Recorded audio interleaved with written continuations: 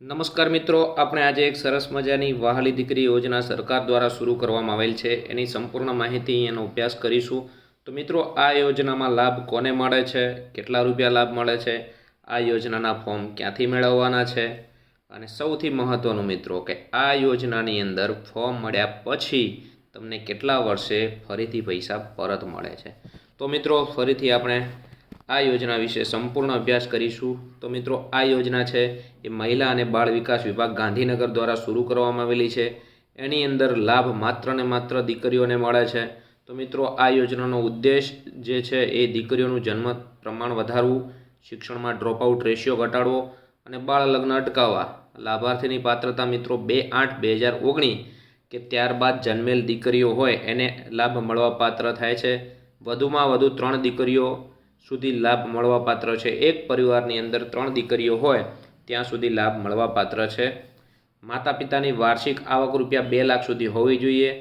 એમાં મિત્રો સહાયનું ધોરણ છે પ્રથમ હપ્તો 4,000, બીજો હપ્તો 6,000, ત્રીજો હપ્તો 1 લાખ, એમ મળી અને ટોટલ 1,10,000ની સહાય મળવા પાત્ર છે.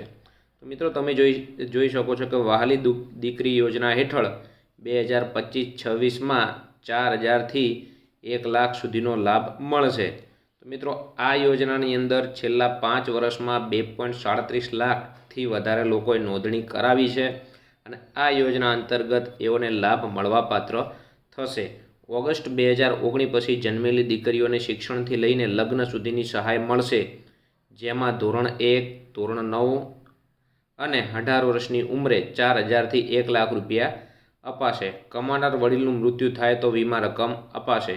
તો મિત્રો, આ યોજના જે છે એ સરકાર દ્વારા સૌથી શ્રેષ્ઠ યોજનાઓમાંની એક છે જે દીકરીઓ માટેની યોજનાઓ હોય છે.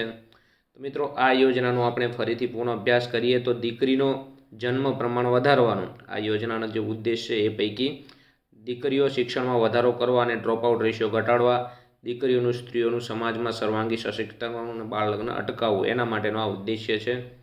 વહાલી દીકરી યોજનાનું અરજીપત્રક વિના મૂલ્યે કઈ જગ્યાએથી મળશે?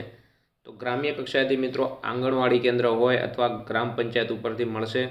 તાલુકા કક્ષાએથી સંકલિત બાળ વિકાસ અધિકારીની કચેરી જે ICDS હોય છે ત્યાંથી મળશે.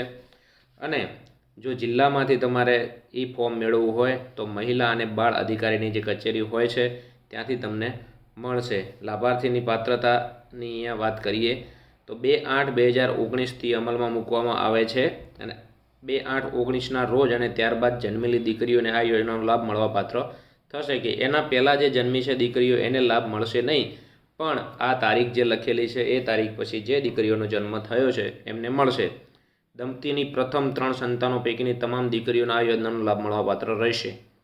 અપવાદરૂપ કિસ્સામાં બીજી અને ત્રીજી પ્રસૂતિ વખતે કુટુંબમાં 1 કરતાં વધારે દીકરીઓનો જન્મ થાય અને દંપતીને દીકરીઓની સંખ્યા 3 કરતાં વધુ થતી હોય તો પણ તમામ દીકરીઓ લાભ આમાં મેળવી શકશે. વહાલી દીકરી યોજનાની અંદર આવક મર્યાદાની વાત કરીએ તો મિત્રો 2 લાખ રૂપિયાની આવક મર્યાદા ધ્યાનમાં લેવામાં આવશે. શહેરી વિસ્તાર અને ગ્રામીણ વિસ્તાર બંને માટે એક સમાન છે, એની અંદર કોઈ વધારો ઘટાડો છે નહીં. વહાલી દીકરી યોજનામાં મળવાપાત્ર લાભ તો મિત્રો પ્રથમ હપ્તો છે એ દીકરીઓ પ્રથમ ધોરણમાં જ્યારે પ્રવેશ કરે છે ત્યારે 4,000 રૂપિયા મળશે. બીજો હપ્તો છે એ 9મા ધોરણમાં પ્રવેશ વખતે 6,000 રૂપિયા મળશે. અને છેલ્લો અને ત્રીજો હપ્તો 18 વર્ષની ઉંમરે ઉચ્ચ શિક્ષણ લગ્ન સહાય તરીકે કુલ 1 લાખ રૂપિયાની સહાય મળવાપાત્ર થશે, પરંતુ દીકરીના બાળ લગ્ન થયેલ ન હોવા જોઈએ. તો મિત્રો, બાળ લગ્ન અટકાવવા પણ જરૂરી જણાતું હોય સરકારે એક કન્ડિશન એડ કરેલી છે કે દીકરીના બાળ લગ્ન થયેલા ન હોય તો જ એને પાછળના 1 લાખ રૂપિયાની સહાય મળશે. અરજી સાથે રજૂ કરવાના મિત્રો આધાર પુરાવાની વાત કરીએ તો દીકરીનું જન્મનું પ્રમાણપત્ર, આધાર કાર્ડ નંબર દીકરીનો જો હોય તો, ના હોય તો વાંધો નહીં, માતા પિતાના આધાર કાર્ડ, માતા પિતાના જન્મનું પ્રમાણપત્ર, માતા પિતાની કુલ વાર્ષિક આવક જેમાં મામલતદાર અથવા TDO ચીફ ઓફિસર દ્વારા જે આપવામાં આવેલું હોય આવકનું સર્ટિફિકેટ એ રજૂ કરવાનું રહેશે. દંપતી પોતાના તમામ હયાત બાળકોના જન્મના દાખલા રજૂ કરવાના રહેશે.